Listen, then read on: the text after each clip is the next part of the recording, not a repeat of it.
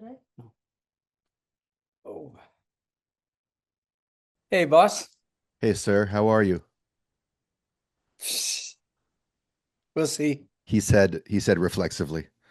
We'll see. We'll see, yeah. Thanks for doing this. Well, and of course, right back to you. Yeah. Yeah. It's been far too many a minute. Ah, I'm already yeah, recording. Do you want to just jump right in? please do. Okay, great. So, you and I have traversed this dance floor before, but the music was a little different and the lighting was different. And we spoke about your work on death and dying for the Elizabeth Kubler-Ross Society several years ago. That was the first time we ever spoke, I think. And then I had you on my lyrics podcast to discuss this guy back here. I set him up in your honor. I don't know if you can see all the Leonard Cohen records. I can indeed. Yeah. Um, and then I spent some time with you in Tuscany. And now we're here on the occasion of the release of this book, Matrimony, which, first of all, congratulations. Um, Thank you. how does it feel to be jumping back in the authorial game, the published authorial game? Well, I was exposed to something I didn't know existed this time around. And in case you're thinking about getting into it, to be forewarned, there's such a thing out there now called a sensitivity edit. So this was remarkable, I have to say. It's the likes of which I would never have dreamt. And the notion, as you can well imagine, is that the editor in question tracks the degree to which you are amenable, if not prone, if not vulnerable, if not a slave to the all of the various possibilities for insult, injury, inflection, and oh Lord, it was Daniel. I have to tell you, it could persuade one otherwise. Yeah, Just sensitivity edit alone, but I did soldier through, and I finally had to say, do you realize on this particular point that they were harping on, you have more of a, I'm not sure sensitivity is the right word to describe this any longer. You have a degree of kind of, uh, what should I call it? Attenuation. Let's be really neutral about it on this matter. That the people you're defending me against, no, against me, have no such vulnerability or sensitivity on the matter. I've checked with them. right, right. Anyway, so there was that, and it was actually a book that I'd picked up and put down again just before the pandemic, I think, Hmm. or so, and because it was turned away from by the publisher of the day that I had at the time, Hmm. and I just I just left it, and and there it moldered for quite a while, and then I was invaded upon by a very close friend who was not of the view that the world in any way required such a thing, but that maybe given the lateness of the day in my particular allotment, maybe maybe I should do well by it even at the 11th hour. So I agreed to do it, and I'm glad I did.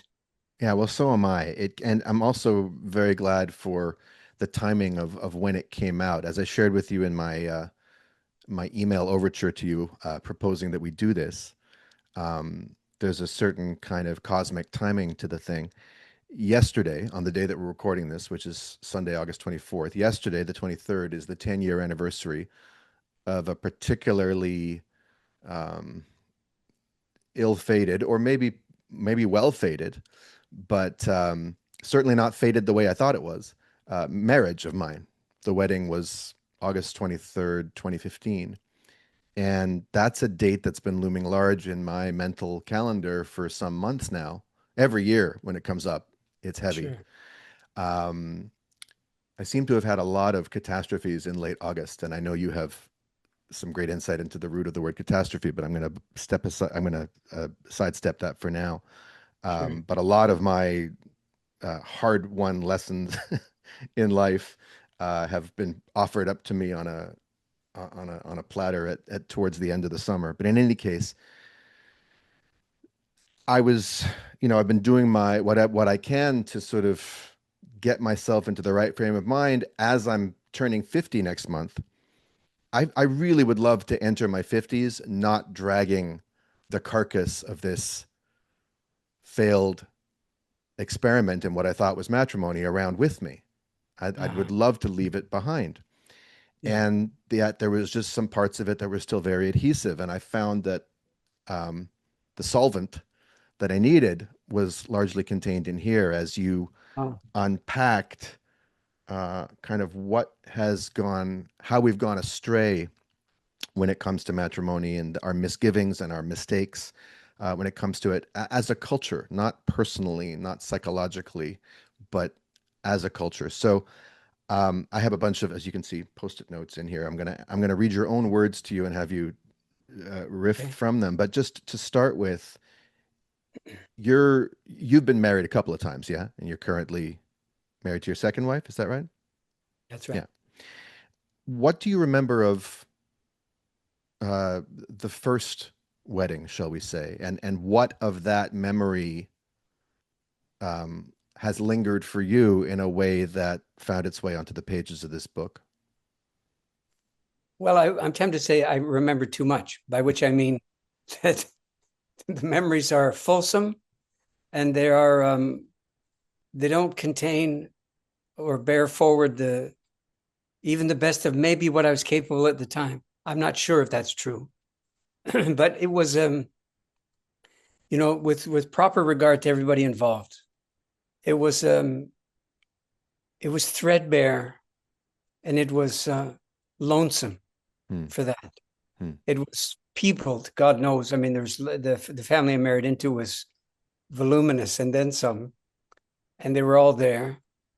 And but it was very clear that it was there was no event, there was no moment per se. As we should properly understand the word. There was a passing through of some kind of allegation trail, and that's basically what it was. And it was a foregone conclusion. It was it was not pursued in any way. Hmm. It was it was shrugged at. Now maybe that's too strong, but at the very least, it was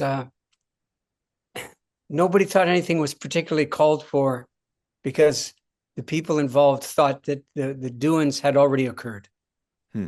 And that kernel right there, Hmm. the notion that the thing is already so, that's not what this is for. That Right. notion right there is probably the thing that is the most haunting of all of the haunts that people the book. Yeah. This idea that we're invited to enter into some kind of vague celebration of the anointment and the kind of adamant feelings that two people have for each other, which is apparently, allegedly, already so and requires absolutely nothing from nobody for it to be so. Which really begs the question then, so aside from the drunk fest, what are we doing? Hmm. If none of it's called for genuinely, if nobody's really on about some other caveat, then God only knows what it's for. And that God only knows things with the palms up in some kind of vague protestation. That's probably what haunted the book. That and the fact that young people started to come to me and ask me to do their weddings. Hmm.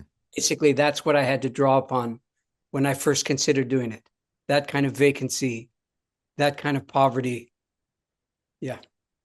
Yeah. And you tell uh, the tale of your refusals to do it that way or your inability to do it that way, but you didn't have some other way to do it at the ready because our culture, I mean, your work always starts from the poverty of Yeah. whatever corner of the culture you're trying to build something in, right? You start from the dirt where the soil used to be. You start from the the lostness where the sense of place and orientation used to be. And in the corner where matrimony used to be, we're left with going to the chapel and we're going to get married.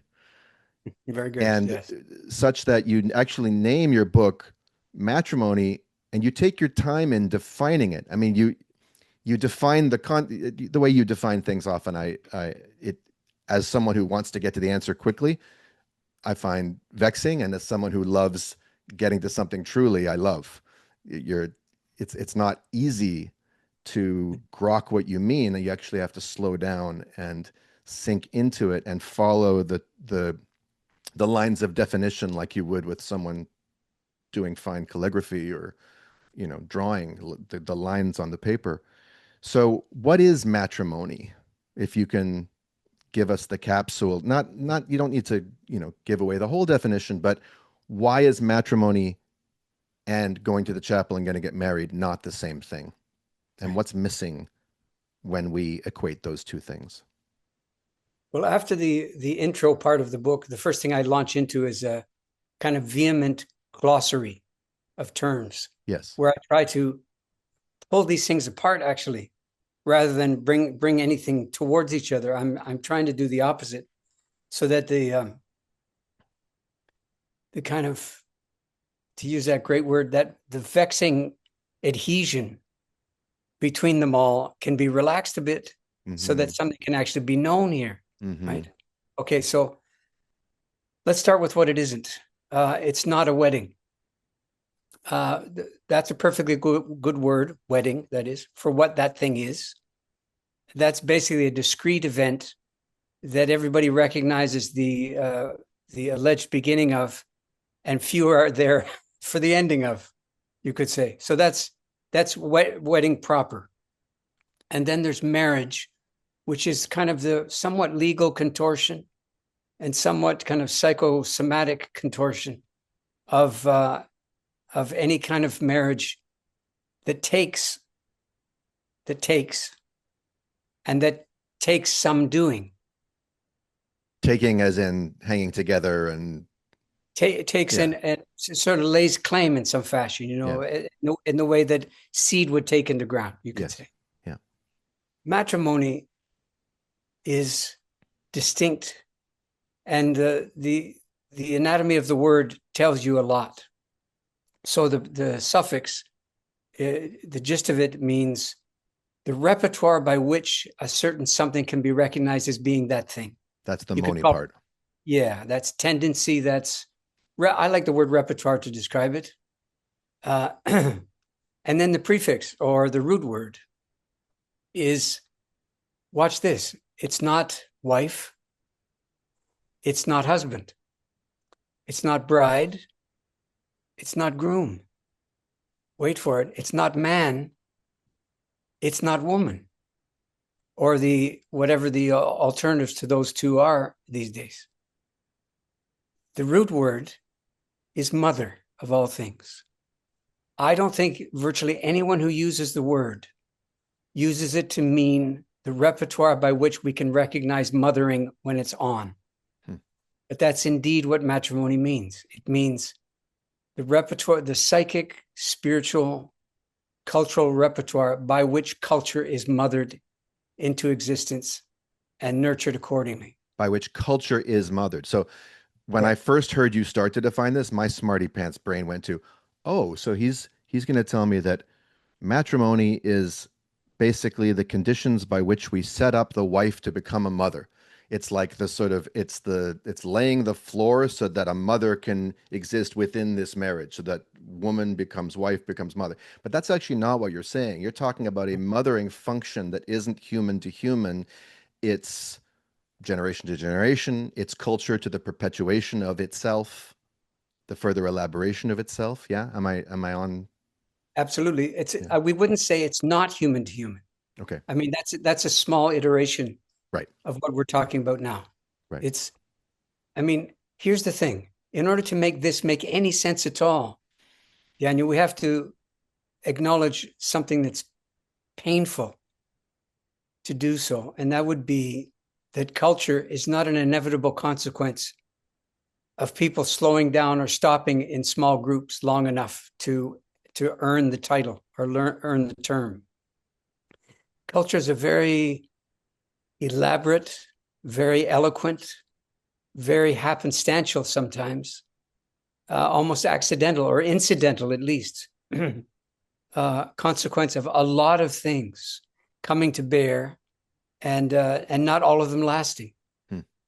Right? So you could, as a living thing, culture needs the same kind of constituent care and feeding, the custodial function, as any human in it would need, right? Or as agriculture would need. You Correct. as a farmer don't assume that the bumper crop of this year is just going to replicate itself for the Just fun of so. it. You come from the presumption that it's frail, it's fragile, it's unlikely, and that all kinds of conditions that are probably way beyond your control have to obtain. Yeah, it's and some fate's involved, Yeah. to use the word off the top. Some real genuine and fate understood in the following way. The word comes from a Latin word which means to speak into existence, basically. Hmm. And so the understanding of fate is not that the fix is in and there's nothing to be done. The proper understanding of fate is the gods have spoken. That's, quote, the way it is. Okay? That's gravity. That's hydraulics. That's animism. That's, it's a lot of the givens of life constitute what the gods have spoken into existence. And the rest of the story is what shall we do now that they've done so? Yeah. And what shall we do is partly cultural. Yeah. So here's the thing that actually got me going early on in the enterprise. Yes, I was thinking along the lines of what you were thinking. I had nothing to read. I mean, I did an enormous amount of cogitation on the matter, but not a lot of study. There's really not much to study. So I studied the vacancies. I studied the brokennesses and the gonenesses and so forth, as is my wont. And one of the things I came across very early is the kind of cinematic phrase that comes from the front of the room. Dearly beloved was gathered, the holy state of matrimony. That particular epithet really gathered me in for quite a while and got my attention. And I was considering in what state, in what sense, if at all, is that true now, that it constitutes a holy state? I mean, there's a lot of work to do to cash out what that word holy means, but for the moment, let's take it as a given that that's the allegation that once upon a time, matrimony was holiness in this world. Not how two people felt about each other, this other something. And then listening for the other shoe, I didn't hear it fall. The other shoe being, of course, if in the standards orientation of the day, if men are invited to enter into the holy state of matrimony, and I'm not saying they shouldn't be, I'm just saying if that's the case, and why is there no corollary? Why is there no invitation extended to women to enter into the holy state of patrimony? I wondered. And that got me somewhat off and running. Yeah, well, and as you point out, patrimony is a word we hear even less than matrimony. At least matrimony has been debased to or flattened or romanticized to mean marriage. Patrimony, as you pointed out, I was thinking the same thing. It only exists in like Quebecois national anthems, Right. and which is telling because that's a culture that understands that its own culture needs to be fed by repetition, by exhortation, Speaking. by speaking, by insisting, by perhaps by some purification of the wool, but we'll we'll put that aside. But either way, they're jealously guarding Yeah. the continuance of something that they know is not assured. So you define patrimony as the fathering of culture, which is to say, creating the conditions, the bone house, to use one of your phrases, Yes. the ground, the material necessities and the cultural necessities inside which mothering can happen. Am I on the right track? Yes, sir. Okay. So we have these repertoires that are meant to work together like a kind of meta family to create a culture that can sustain humans. Yes, I think it's important to say, though, that it's not a marriage made in heaven, No. matrimony and patrimony. I think it's important to say, for example, that neither of these things constitute a completeness unto itself. Hmm. There's a fulsomeness to each one of these enterprises, but there's no completeness. Hmm. And does one need the other? Well, culture needs them both, Hmm. you would say. Right. And I was at pains through the thing to try to, in this age of, identity, everything. I did what I could, I thought, to make sure that people had an alternative vision to the understanding that everything constitutes some question of personal identity. Yeah.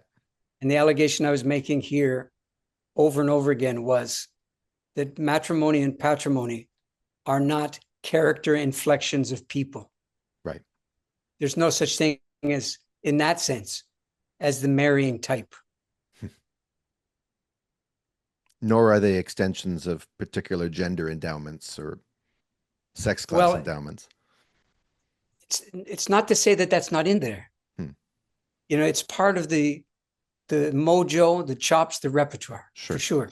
I mean, we could acknowledge, I think without being callous at all, that there's such a thing as the provider gene, Yes. or whatever you want to refer to it. But we understand what we're talking about with that, Mm-hmm. that there's an inclination in people that's not chosen or voluntary, Mm-hmm. that pursues a kind of the making of a living in some way that's not entirely exhausted by necessity. Right. That the notion of employment here is as much a question of worth and value as it is a question of participation in the local economy. Mm-hmm. And that worth and value thing is what matrimony seeks after from its patrimonial would-be partner. Yes. Yeah. And you talked about um, sort of the myth of completeness versus in a sense, the reality of wholeness. And there's a beautiful line you have here, or a little paragraph. As uncool and unevolved as it may make me out to be, I was in the early going drawn to my wife, and you're speaking about Natalie now, your current wife. First, current sounds so ephemeral. Sorry, it's your wife, your actual Yes. wife. First and deepest, because of her capacity for home. She didn't know me at all, but still she knew how to make a home my incompleteness could appear something like whole and entire in, not sovereign, not complete, whole. Oh, that's not a bad love letter, isn't it? No, it's gorgeous. Yeah. Um, and and it resonates for me. I think the fruitless quest for some kind of sovereignty that's going to satisfy me has, I hope by now, as I'm turning 50, at least exhausted its credibility, if not its legs, It's got a life of its own, but the notion that my wishes, my wants, my desires, my authenticity uh, is should be the driving force of everything. Mm. I mean, certainly trying to live an authentic life is an improvement upon trying to live a life solely governed by bullshit expectations and roles that have nothing to do with anything positive and pleasing others. I mean, I'm not talking about positive obligation here. I'm talking about the ways that we can become neurotically uh, self-denying, right? So learning to be authentic in that sense, know how I'm feeling, know what I want, know what what gets me excited. That could be seen as a step forward. But if that's the stopping place, that's a very lonely stopping place. And when you speak about the ways that sovereignty and personal will when it becomes two become one, right? You have the couple, and now the sovereignty of the couple and the personal feelings and desires of the couple become the driving force of the wedding, what should be a ceremony, instead becomes a kind of performance. You end up with what we have. And I really resembled that remark when I looked back on 10 years ago. And there's a lot of pain for me in remembering it, which is part of why I wanted to talk to you.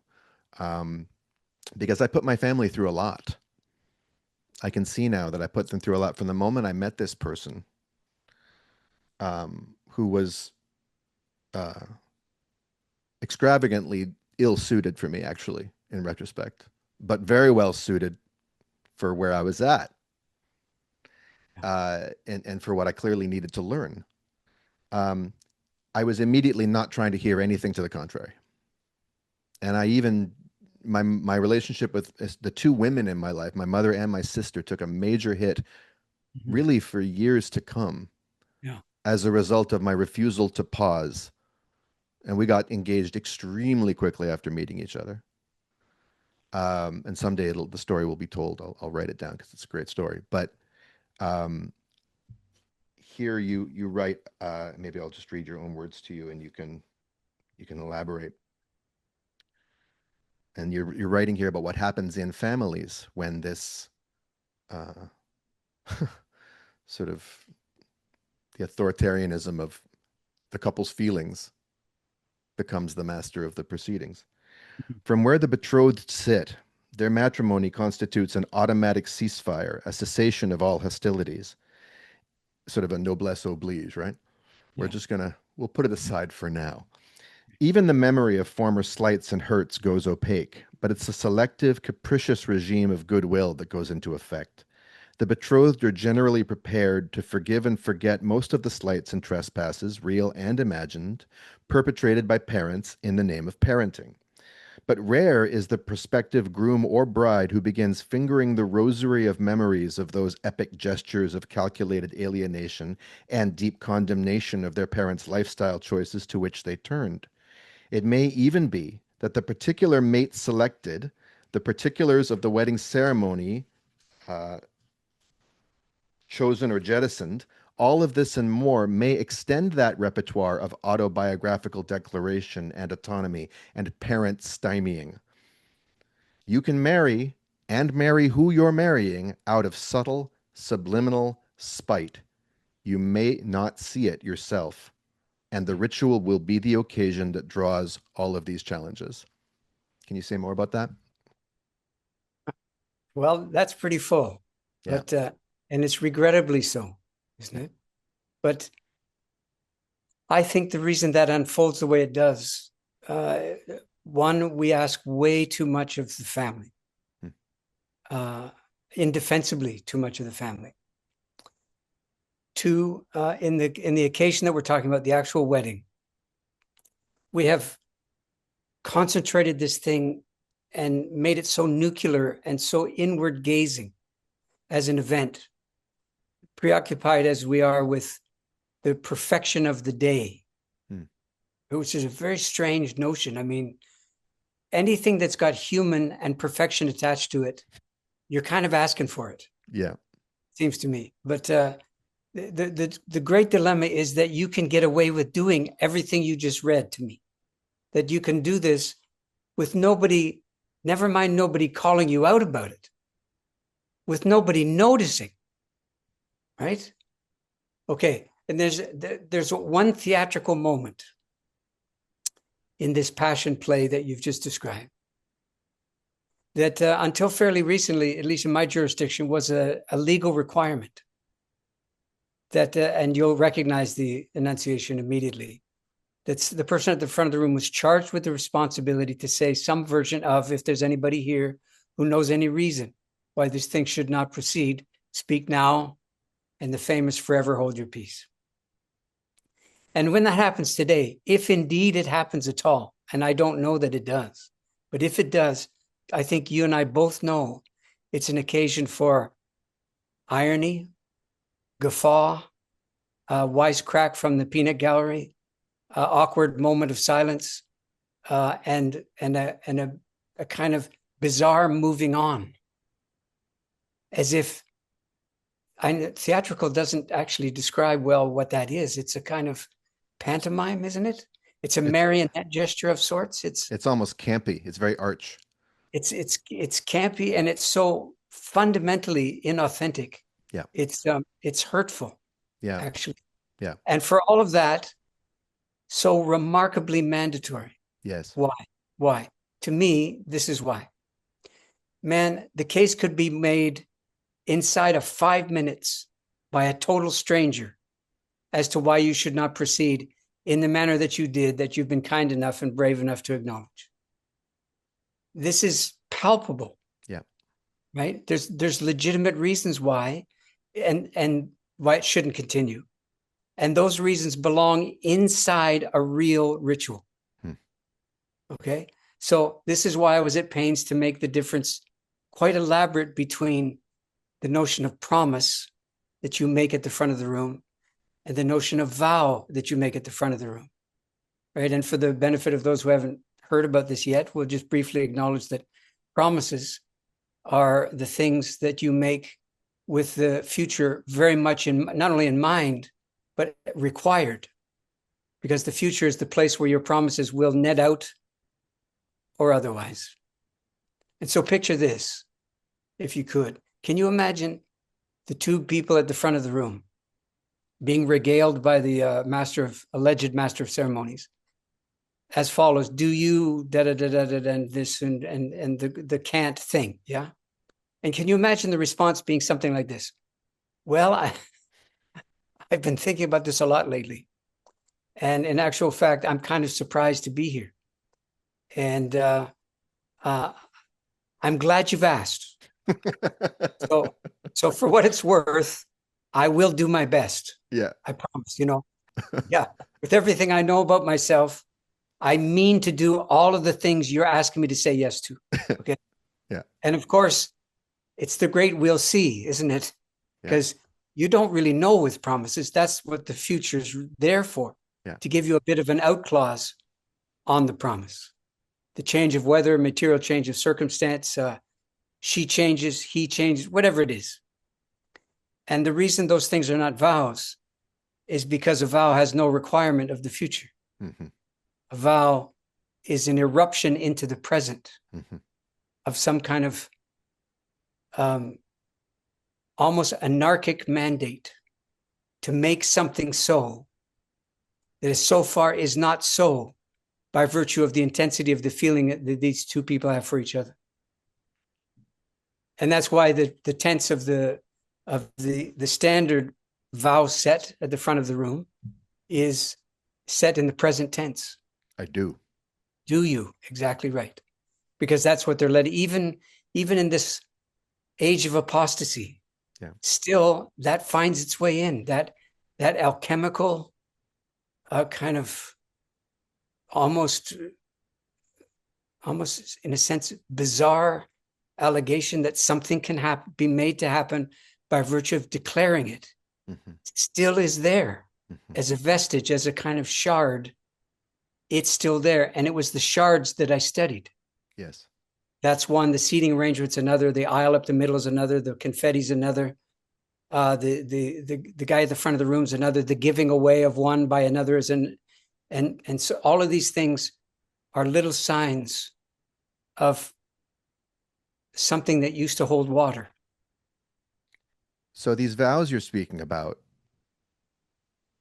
it occurs to me immediately that if someone's going to speak that way, that's where the need for witnesses comes in, doesn't it?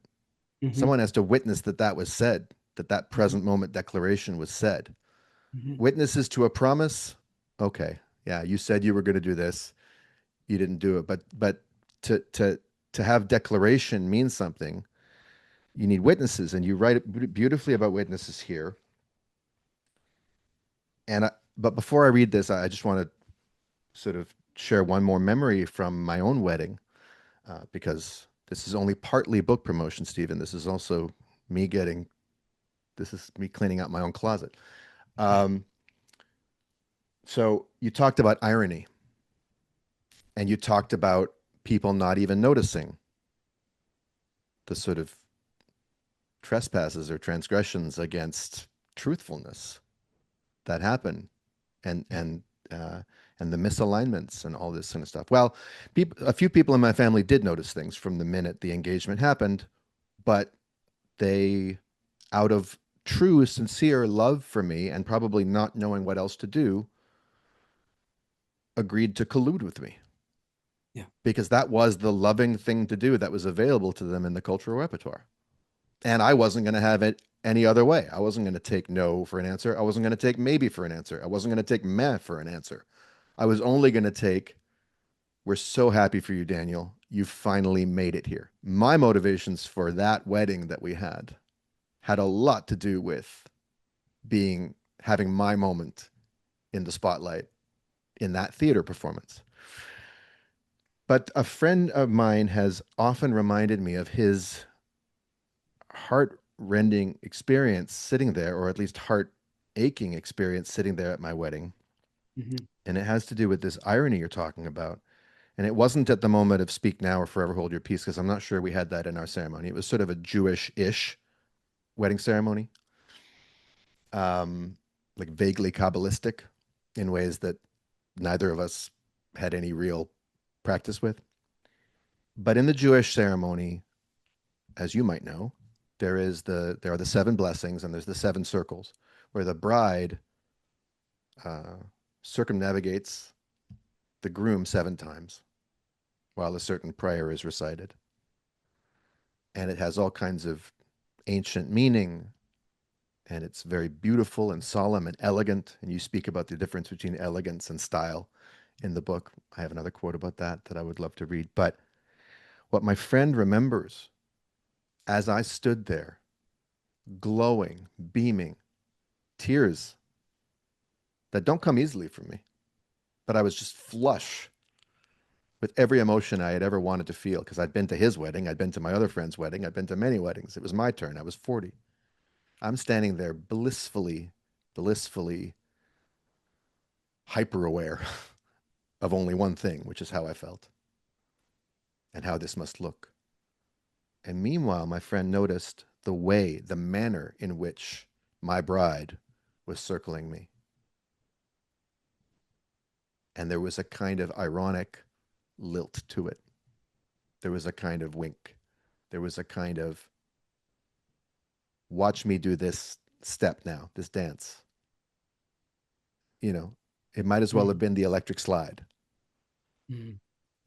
or the time warp from Rocky Horror, and, winking at her, not maybe not a literal wink, but a kind of winking look at the bridal party and she was mirroring me. Look at me, look at me, look at us. And my friend in that moment said his heart sank because he couldn't quite put his finger on it, but he could see that his friend, me, was stepping into something that lacked a foundation. And I imagine now, actually, it occurs to me reading this section I'm about to read now, that his heart was also aching because of the position that the so-called ceremony put him in, which, as I said to you in my email to you, my wedding was one that was more bystanded than actually witnessed. So here's what you have to say about witnesses. There are witnesses to a traffic accident that has no meaning and changes lives anyhow. And there are witnesses to a ceremony that was once meant to change people utterly by gathering them into a citizenship of the heart. You know that even though we use the same word, it's not the same kind of witnessing. One you can't help, and the other is something you faithfully bear. When we turn witnesses into an audience, when we ask little of them save showing up, when we ask little of them now and nothing of them later, we can't really be surprised when they smile and clap on cue, go mute otherwise, leave when it's done, leave us as our own now, leave us as on our own now as we were. Let me say that again. Leave us as on our own now as we were before all those details and expenses. Leave us on our own at crunch time to remember the vows should we feel the need or take the hint. It's an encounter with irrelevance for them, their irrelevance. Among the lace and the flowers, that devolution is there. They know in their hearts that they are not in any way vital to the proceedings, that we newlyweds can be newlywed without them, and would if it came to that. It happens every weekend. They know that this is a spectacle, and they are the spectators. They know we'll rely on the wedding pictures more than we'll rely on them to remember the vows. Yeah. Well, yeah. I mean, this is certainly what it's come to. The claim I'd make on behalf of matrimony is that it's mostly caldera, not coincidence. Caldera as in volcano? It's in volcanic mouth, as in the eruption point. And because it's that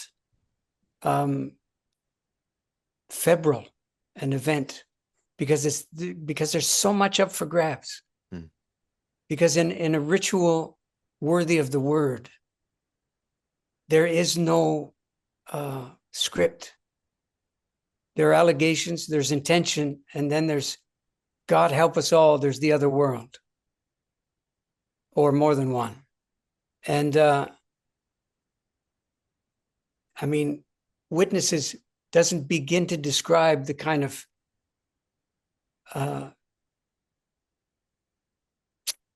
risk management apparatus you need. Now, when I say management, I don't mean avoidance. Right.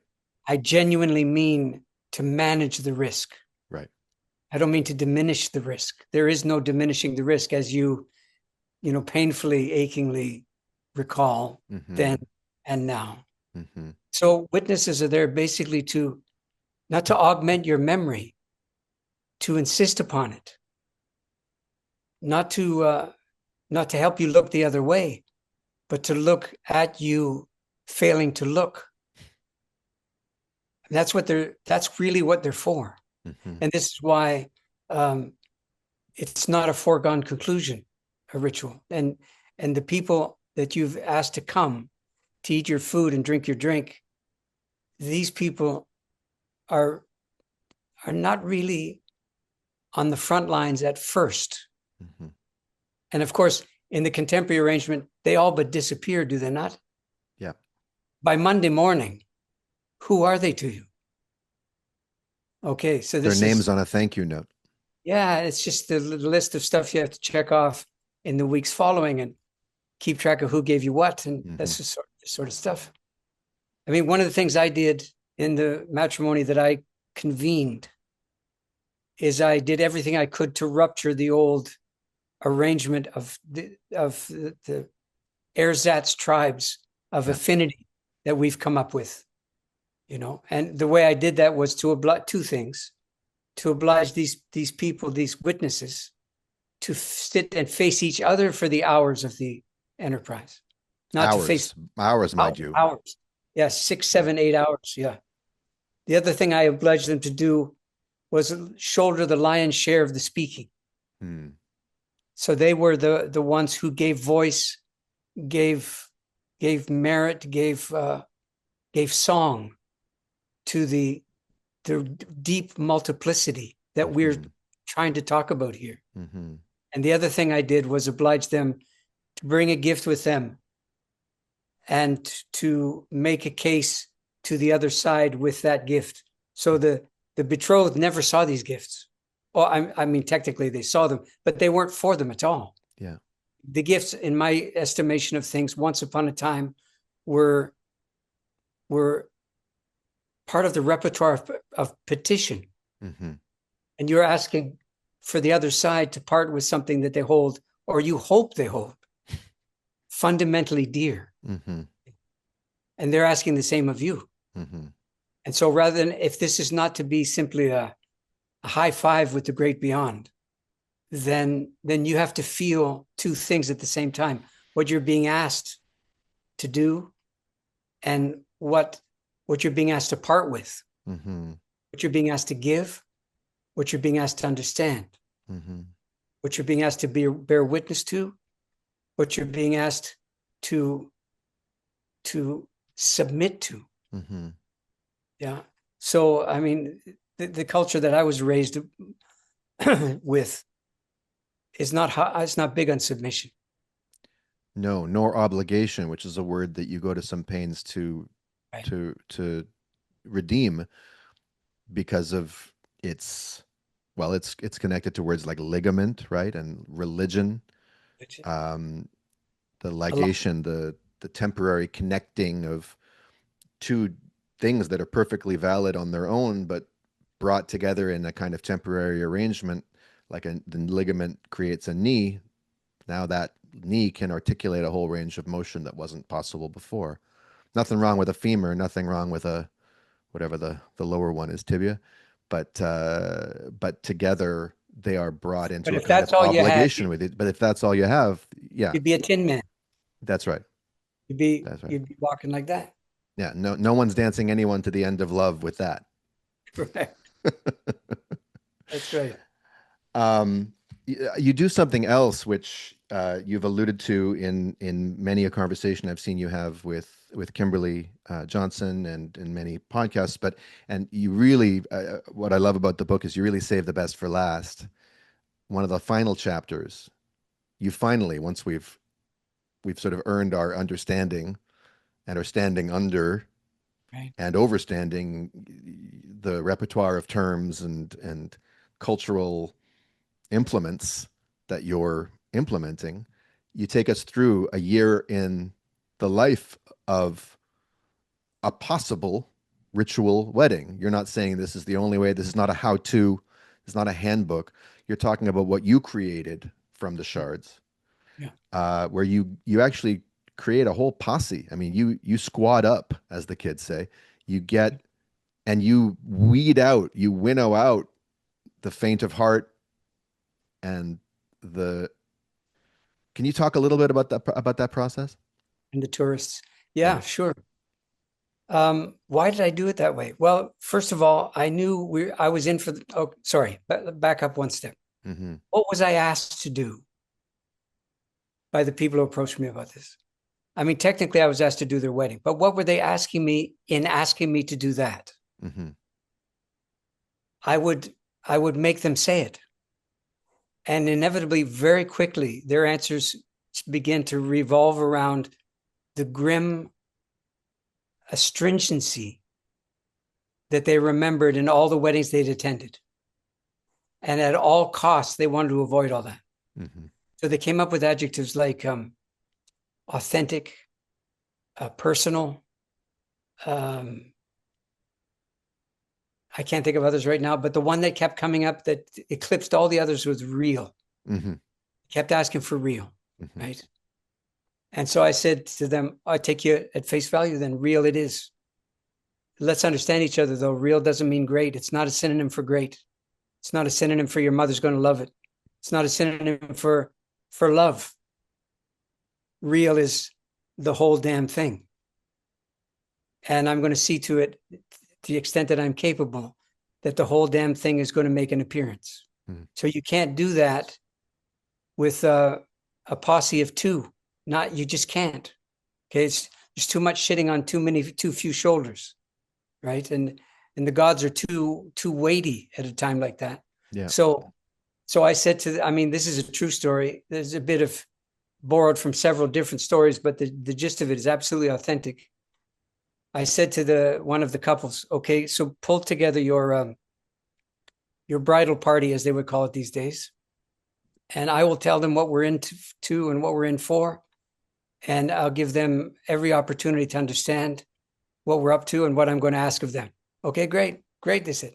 So I walked into the room on the day of.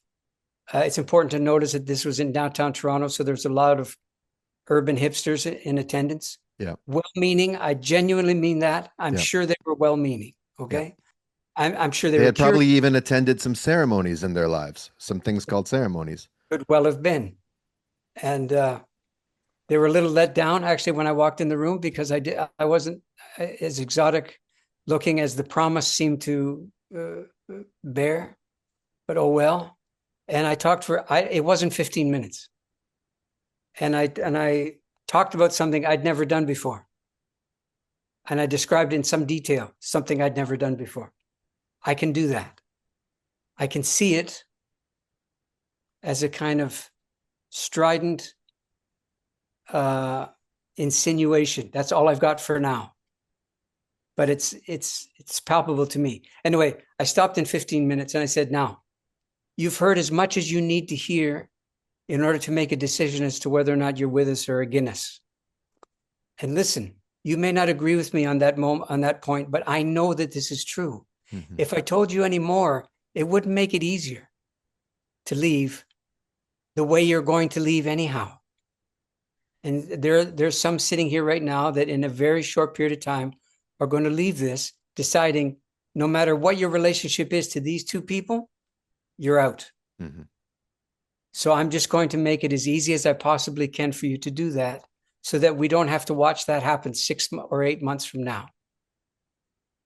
So all of those who are meaning to leave, if you wouldn't mind, be so kind, walk out the door now with our blessing and wish us well, because we're going to need it. And without a word of a lie, a third of the people walked out. Without a word, I should say. No backward glance, no call you Tuesday, nothing.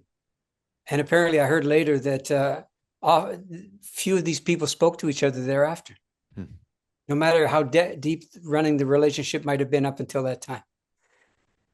And so a well-intended person in the room got up.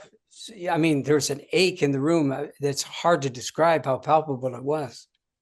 And this person was starting to rearrange the chairs so all the empty chairs weren't so empty feeling. And I asked her to sit back down and leave the chairs just where they were. And I said, we're going to need to remember this someday, that this is the beginning, not when you asked me, this. Because what we're going to try to do will not be the crowd pleaser that you might have been dreaming of. As you've just seen, now you don't have to take it from me, do you? Now you have a sense of what we're up against. Now you know why nobody's really clamoring for what I called in the book old order matrimony. Mm-hmm. Virtually nobody. What they're clamoring for is a revitalized version of the same old, right? So the way I summarized that in the book was to say, alas, nobody goes to a wedding to change the world. But a wedding is one place where our little corner of the world could undergo some changing. Mm-hmm. And that's what you discovered in the last chapter. That was my attempt to record something like a change. Yeah, it really is a beautiful journey that you describe. And, I'm reading your stuff and learning from you is always interesting for me because I'm as unbucolic as it gets. I like being out in nature, but I'm an urban guy. I like my records behind me, I like my devices. I spend my time hosting a political podcast where we, make sardonic mincemeat of the horrors of the day. Mm-hmm. And I am not, it's hard for me to imagine myself being on your farm, say, harvesting clay for cookware and learning to work with sheepskin or fleece or these other sort of earthy materials. And your prose is so often full of metaphor that's not metaphor for you because you know the materials, you know the raw materials. And so I sometimes take myself to task as I'm reading. I'm like, you wouldn't survive a day in that wedding party. And I don't know if I would or I wouldn't, but I did find it very, very moving. And I found myself longing for something, if not exactly that, yeah, for a hypothetical next marriage, let's say. Definitely not exactly that, because I'm coming from a different culture, different corner of the world, different sensibilities, but something with that same sense of spirit stakes, where something matters enough to risk it not working. Something matters enough to risk it pissing people off. Something matters enough to risk taking some time and not skipping to the gratification part. And taking some instruction. And taking some instruction. Yeah. Yeah. This is one of the reasons why, when I was putting the whole thing together infrastructurally, Mm-hmm. one of the things I was at pains to do was to assign to matrimony itself its own elders, its own supporting cast of elders. Mm-hmm. Mm-hmm. So I deputized an older man and an older woman to have the sole responsibility of caring for the moment, caring for the petitioned spirits, and it certainly, and rightly, I'm glad you pointed this out. It has nothing to do per se with being out in nature, out in the country, digging the clay. None of that gear in and of itself brings you anything. Right. Okay? It was us being denizens of the place we found ourselves Yes. here, where I'm talking to you now from this farm. But that's all it is. It's not prescriptive. Right. Right. It's simply descriptive. Right. It's It's not an affect. It's not a style. In fact, let me read your beautiful distinction between style and elegance. Maybe have you comment on that. I'll read it, see if it sparks anything. okay. Where I live, mutual understanding is the occasion for cutting to the chase and dispensing with the preliminaries. We dispense with delay. Preliminaries are for beginners. Concluding our business is the purpose of doing business, and we get on with our lives, get on with what we'd apparently prefer to be doing. Bring this approach to anything ceremonial, and ceremony is an early and certain casualty of the proceedings. Right. And you speak about the elegance of soul and culture in the approach. Why does elegance matter, and why is elegance different from style? Or how is it different? Well, style's great. It's a bit ephemeral, right? Nothing wrong with ephemeral. I'm glad a lot of things pass away, pass from view, Mm-hmm. end up in the vault or in the back 40 somewhere. But I think we're talking about something that's has real consequence. Part of which is intended, and part of which is ancillary. You don't really see it coming. You could say that. What's the alternative style again? What's the other word? Elegance. Yes, you could say that elegance is a question of wake. You make your way through water and through life, and out behind you fans a sequence of consequences, none of which you really intended. They're an absolutely inalienable consequence of you proceeding. Mm-hmm. That's all, Mm-hmm. right? And some of them come out in front of you as well. The so-called bow wake, and the ones in the back. And so life is very much like this. And so knowing this to be so, it seems to behoove grown-ups to proceed as as consequence makers, Mm-hmm. not as deal makers with consequence. Mm. Right. And I'm not sure that the style mavens among us are really that concerned at that level about things. Wow, not for nothing, but that understanding of wake puts a different spin on the word woke, doesn't it? Yes, indeed, it does. To be awake to the wake that you leave in the Mm-hmm. world and to the consequences of things. Correct.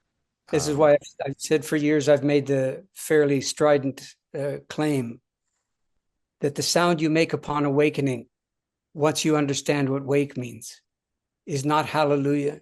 It's not amen. It's not glory, glory. It's not I made it. It's not I finally get it. It's a sob. hmm. That's the consequence of upon awakening. It's a sob. It's And what that sob it's what belongs. newborns do.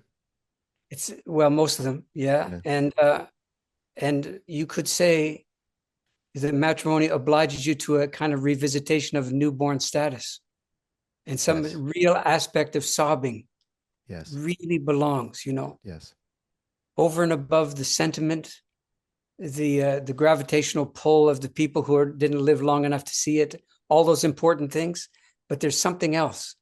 It's what the word blessing actually means, Daniel. Mm, mm, Word blessing, you came across it in the book. mm-hmm. For those who haven't read it, the word blessing is very close to the old German word for blood as a verb, to bloody.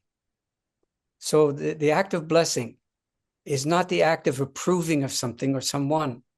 And the notion that you're going to seek someone's blessing for your marriage should be entered into with great hesitation, because you're not asking them what they think about this.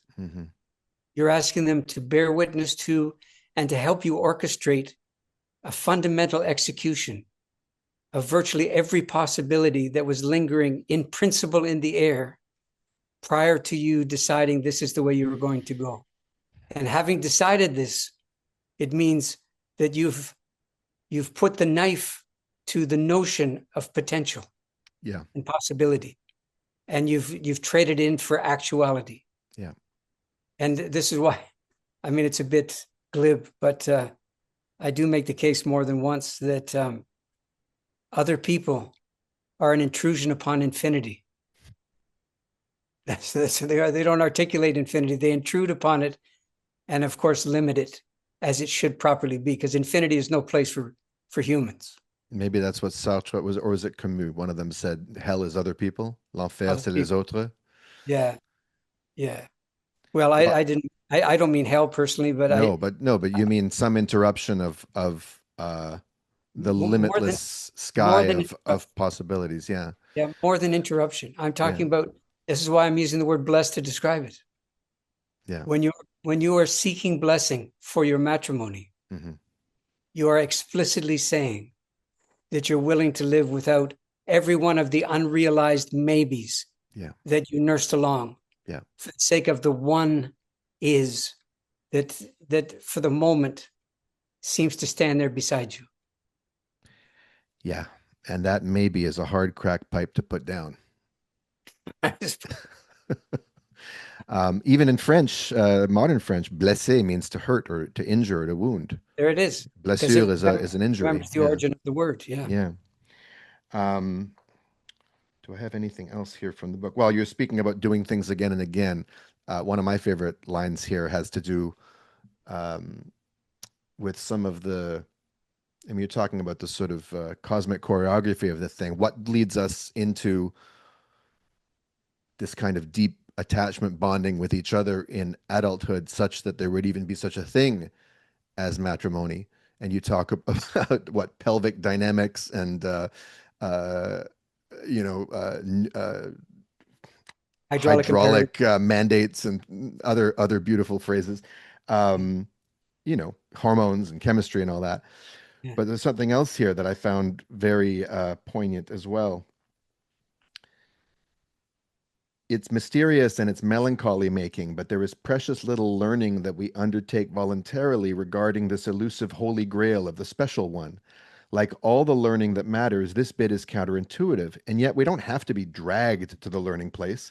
We go eagerly and early and more than once to be drawn and quartered on the romantic rack before we begin to wonder whether there's something askew, before we begin to wonder if there's something askew in the architecture of desire and expectation that we are raised in that drags us across the gravel of repetition compulsion.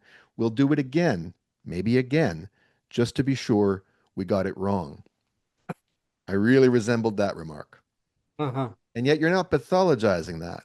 No. You're calling for, or you're suggesting that if a culture understood this properly, it would know how to erect a kind of enclosure around that repetition compulsion that can domesticate it in a way. And you also define the term domestication, as good farmer that you are, not as a way of taming the unruly spirit or taming, or much less the shrew, but as something else.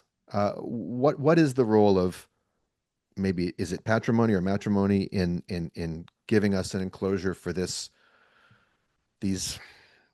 drives within us that can be beautiful and ruinous if they're left to their own devices? And they belong. Yes, I like that you make space for them, that they belong. Absolutely part of the architecture, right? Yeah. And not to be regretted.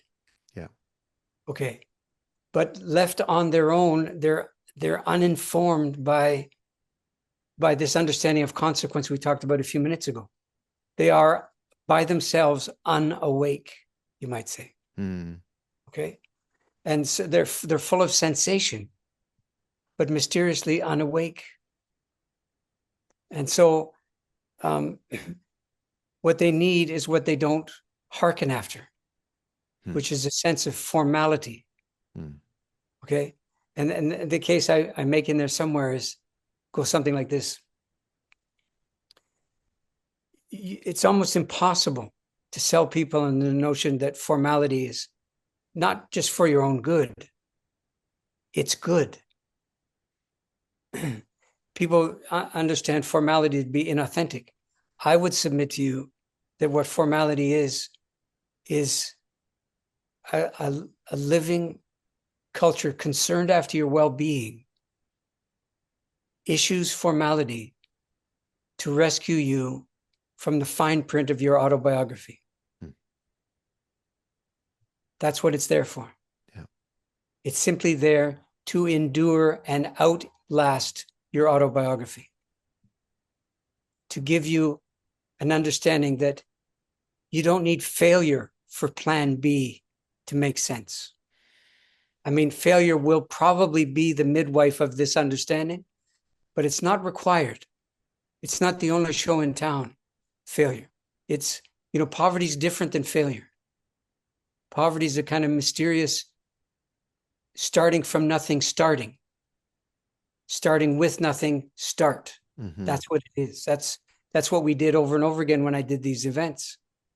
We genuinely started with zero shared understanding of virtually anything that you and I have been talking about here. Mm-hmm. So how can you conceivably conjure and craft something that endures real scrutiny? I mean, fair scrutiny, I'll call it. And at the end of the day, credits people's longing to be with each other. Yes. Credits it and then employs it. Employs it. I was just going to say, yeah. Yeah, exactly. Well, and this is it's interesting. You've talked about how no publisher initially wanted this book. And you said something similar about the come of age book. Everyone wanted you to be the death guy. But when it was time for you to be the elderhood guy, people were like, who needs that? But it occurs to me that, like, in each case, you're going to places in the culture where people would rather not really, really look. They're looking, but they're not really looking. And you're saying, hey, it could be otherwise here. And it's consequential that it isn't. And we need to start by facing and feeling these consequences fully. With this one, though, you do have a sort of a, I don't know what the metaphor is or the idiom, but you have an extra card in your pocket, which is that people want this. People don't actively want to die, even if they accept theoretically that they're going to and would theoretically like to die well. Elderhood, many people haven't really thought about what that means. But there is a kind of innate, built-in standard feature longing for what matrimony seems to promise in, in the culture. Right. And and I just wonder, did that make it a different sort of book to write for you rather than trying to draw people's attention to something that might be seen as scary or unpleasant or alien or foreign? Rather, you're working with the main locus of desire that our society traffics in. Although all those adjectives would certainly be applied to matrimony too. In real life, yes. Even in the allegation of real life. Huh. Well, I think what I did with all of the books, this is the 7th one now. I think what I've done is I took a cue from the yogis. I'm not a practitioner, but I'm an observer. And it seems to me what the yogis did, which is a master stroke of simplicity, is that they took dead aim at what you were going to do anyway. Yeah. Breathing, moving. You're going to do them anyhow. Let's see what happens if we structure our relationship to those two inevitabilities and we tie it to something. Tie the structure and the understanding and the deliberation and the discipline, all these things that seem somewhat counterintuitive and are at some level unnecessary. But let's see what happens anyway. And as they did so, things bordering on the miraculous certainly take place. Mm-hmm. I mean, I certainly grant that. Mm-hmm. So I've done the same thing with dying, with aging, and now with the gravitational sway of, I'm tempted to say two or more people, but I mean, two's enough to handle. Yeah. You know what I mean? So Two's a crowd. I'll leave it at two and say, if you're going to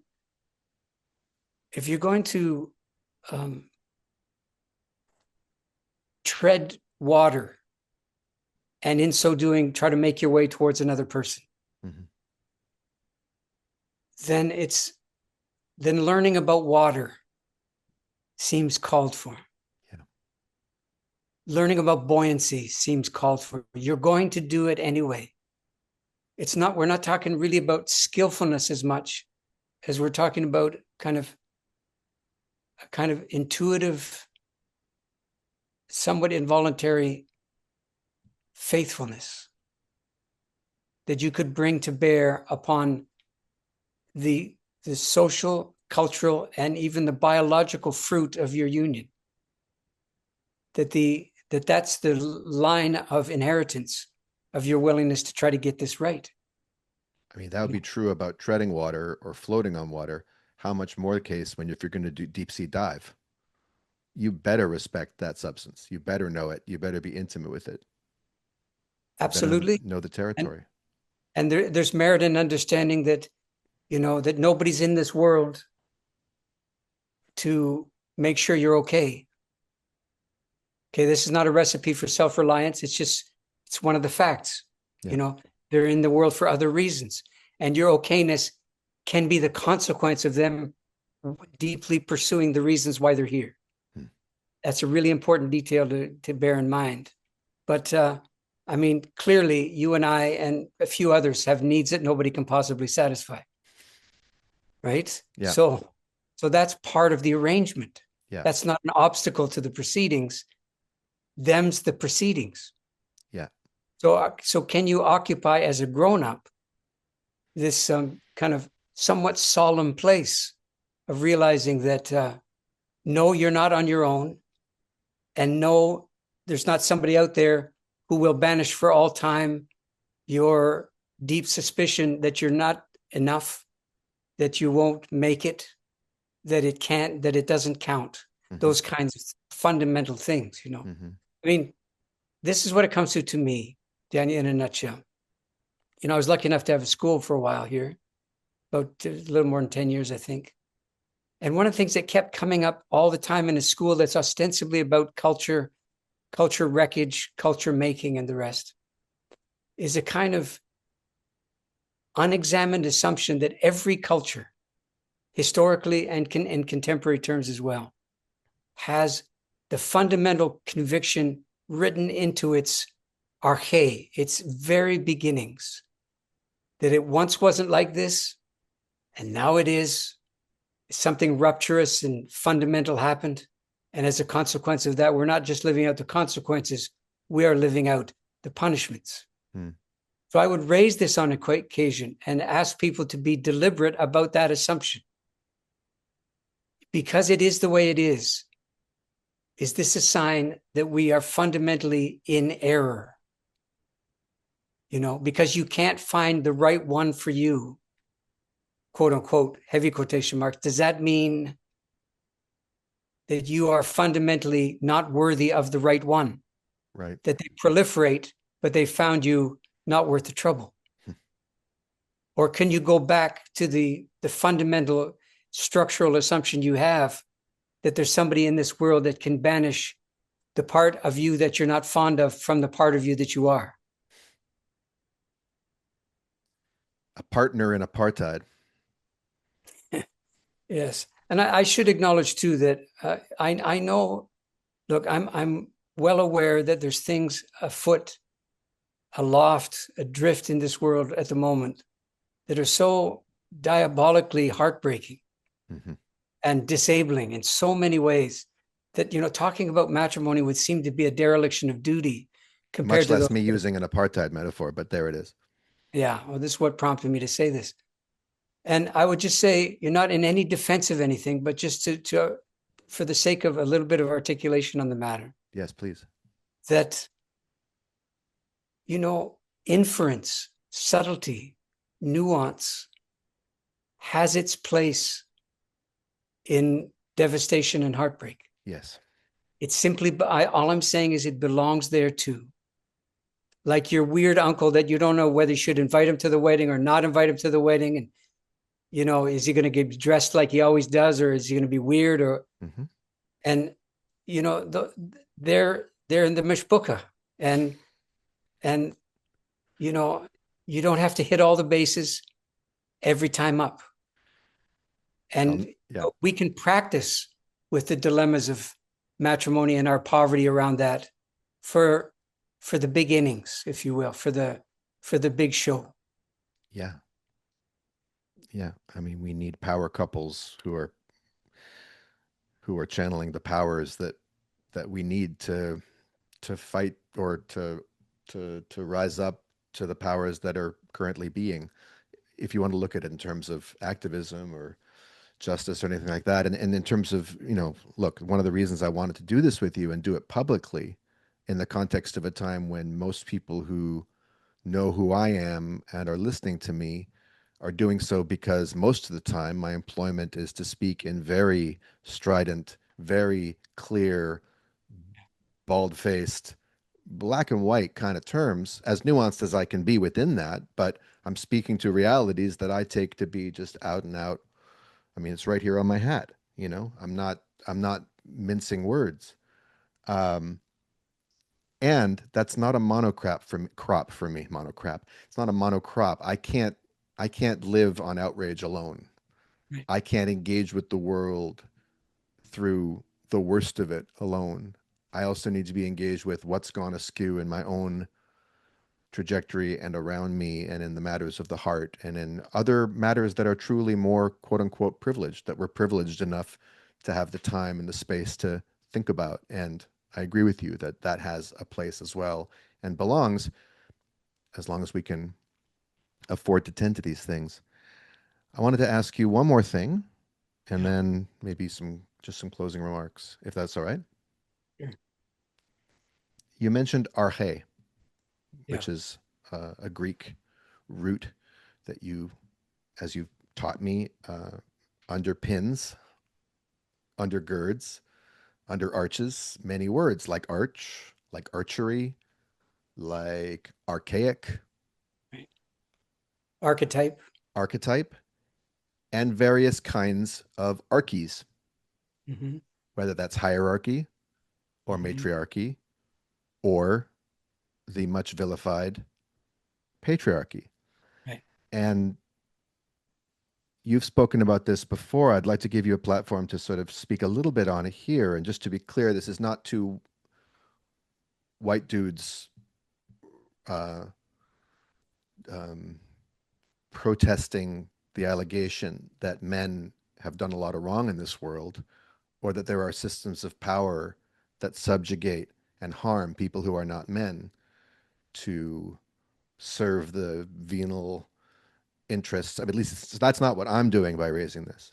What I find provocative is that you're suggesting that the word patriarchy itself, if the word is not redeemed, then we're really losing something.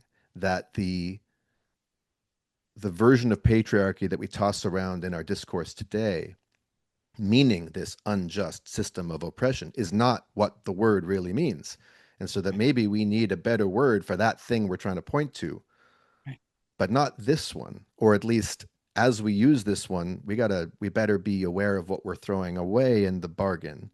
Can you speak about that and why that's important and what that might have to do with matrimony and patrimony? Well, I'm not a fan of argument, so I'm not arguing now.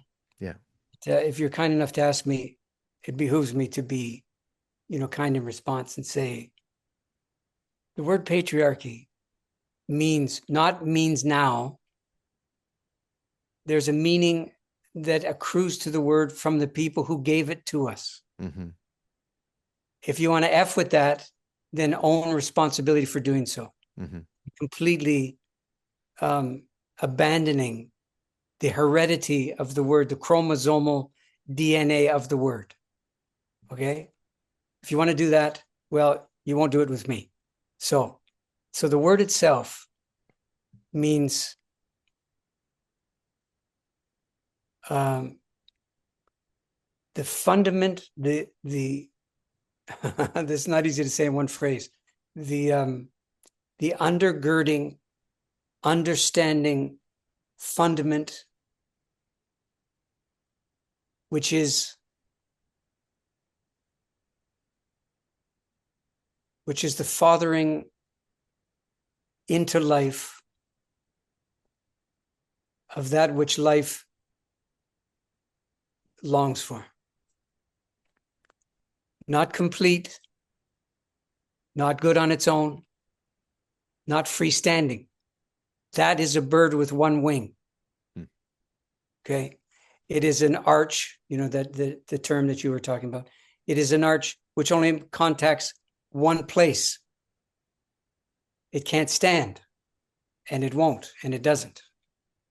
So it needs matriarchy as its not as its concubine, not as its dependent, not as its word slave or ideological patsy. And not as its ball and chain. No. I mean, all these allegations are impoverished propositions, right? Yes. Okay. So I think it deserves to be said that in those places where things have gone horrifically awry, and that word is used as a catch-all for all that awryness, there's an awful lot of babies thrown out with an awful lot of bathwater. Mm-hmm. I mean, you've been kind enough to read a couple of things. Allow me to do the same, sort of in closing, if I can find the book. Oh, here it is right here. Yes, please. These aren't my words, but I was so deeply taken. It's going to take me a second to find it. So thank God for it. We'll just enjoy the light streaming in beautifully from the corner of your screen. Sure. These declarations rely upon a particular understanding of what makes a woman and what makes a man. These are not the guarantees of gender. People are not born with these skills, these savvies in place. This is culturally derived, culturally mandated work that people are initiated into, and they are made into women and men and two-spirited people thereby. Of course, this means that patrimony and matrimony are social constructs. Of course they are. But this is a term of derision only when you have no world-loving culture to give your work to. When you have such culture, you inherit the rudiments of tradition, and then you undertake the spirit work of your generation, the work that the troubles and the travails of the times entrust you with, and that work becomes the why of your life. And that work and those whys are taken up into tradition and become part of what you entrust to those who come after you, who will labor with the travails of their times for the sake of a better day, with your example crowding them, daring them, imploring them, assuring them. Your work, their patrimony. That's the spirit algebra of the thing. Now, given the vice, venom, and vitriol that's lathered upon the word, the idea and the gender that has laid claim to it, is it all too far gone to retrieve and redeem and to restore? Shall we just leave grudge to its devices and throw patrimony into the pit for the grievances to fight over? Leave all those tired old divisions behind, come up with a new word for it all, a new world that is post-gender once and for all? All those differences come down to problems to solve? If we do, we are daring the betrothed to make their way through discredited territory. We are daring them to self-regulate, self-initiate, self-medicate, and throw tradition to the hounds in the name of inclusivity and personal style. We are leaving them mostly just at the time when they're trying to find out who matrimony includes and what it's for, never themselves having done it, with ragged examples to pick through for inspiration. That's the preamble. Here's the amble. In John Berger's novel, Once Upon Europa, there is a peasant woman sitting in her stone kitchen on her farm in the French Pyrenees, late in the 20th century. Given the obligations to innovation for its own sake that progress binds us to, she is probably among the last generations of her kind. She's giving life advice to her young daughter, advice she knows isn't likely to survive the girl's formal education in town. It is matrimonial wisdom, tradition bound and life affirmed, trained upon patrimony. She says, I will tell you which men deserve our respect. Men who give themselves to hard labor so that those close to them can eat. Men who are generous with everything they own. And men who spend their lives looking for God. The rest are pig shit. Well, it's a bit harsh at the end there. And I don't know that it's true that the rest are pig shit, but the recipe is a fine, ringing endorsement of what patrimony, self-understood and deeply employed, looks like, how it works, what it asks of us as much as what it does to us, as much as what it gives us. Thank you for that.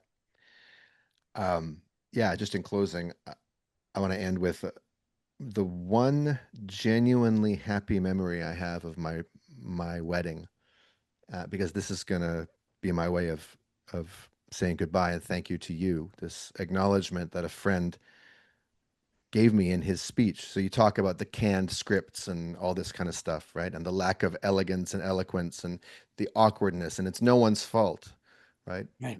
The oxygen is not there for people to speak elegantly. That's right. But I have a friend who is a lawyer of all things, a law professor. Uh, but I knew him before he was one, and he's always been a great, eloquent toaster. He just knows how to toast the moment. Yeah. And a great storyteller. And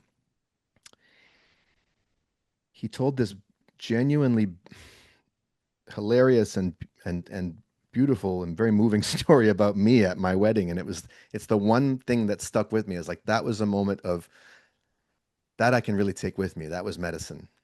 And what it was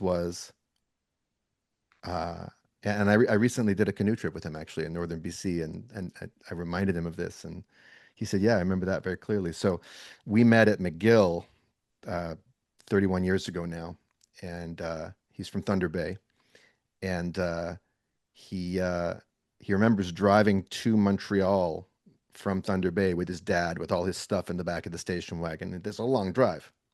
Yeah. And he had a lot of time to think. And he thought to himself, and he made this promise to himself: what I'm not going to do is just befriend the first person that I encounter there. I'm not going to make that mistake. I went through high school.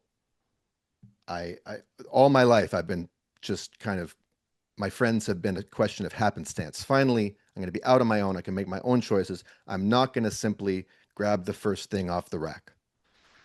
And he arrives at McGill, puts his stuff down, comes into the dorm suite, and there's this loquacious, garrulous kid from Vancouver who says, "Hi, my name's Daniel Mate. I'm Jewish. Do you know any Jewish people? My father's Gabor Mate. Have you heard about him? I like the Beatles. Do you like the Beatles? I like Soundgarden. Do you like Soundgarden? Let's be friends." Which is a fairly good distilled impression of me at that time. And what he said was, this is the thing about Daniel.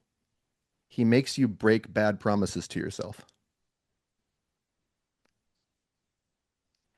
A And lot to live up to, Daniel. what's that? A lot to live up to. It's a lot to live up to. And I love thinking of myself that way. And I love doing that. And what I love about your work, Stephen, that was a, a story about me, but really it's what I've always felt about your work is that you're not making us break any bad promises, but you're exhorting us, inviting us, and enabling us to really re-examine the covert vows that we've made by virtue of, and the broken promises and vows that we've inherited by virtue of being in this culture, and the poverties that we've settled for without even recognizing them for what they are, and inviting us to stop and say, hey, is it necessarily so? Right. Is it necessarily so? And by taking the time to pull apart these received wisdoms and leaving some space for us to reconsider what genuine life-giving wisdom might look like, yeah, you're doing what I think writers should and culture workers should, and you do it beautifully, and if I may say, with a high degree of elegance that I aspire to anytime I put pen to paper or finger to keyboard. So it's always so great to speak with you, and I really appreciate you taking the time today with me. Well, you're very kind, man. And I'll do whatever's left to me to do to see if I can at least be a decent witness to what you've just said, if not a practitioner. And it's a lot to live up to, but it's not a bad way of life, is it? No, no, there are worse. You could do a lot worse. Thank you for your time, man. Thank you for yours, and I genuinely hope the next time we see each other, it'll be in person. I'm overdue for a visit to your farm, and I have a sense that visiting your farm is not tourism. Something else is asked of the visitor, and so I look forward to It's finding out what true. that is. That's true. One of the things we say is the farm is not a petting zoo for your mind. Yeah. Well, I look forward to having its fingers bit off then. Amen. All right. Bye, Stephen. Thank you. Bye. Thank you too.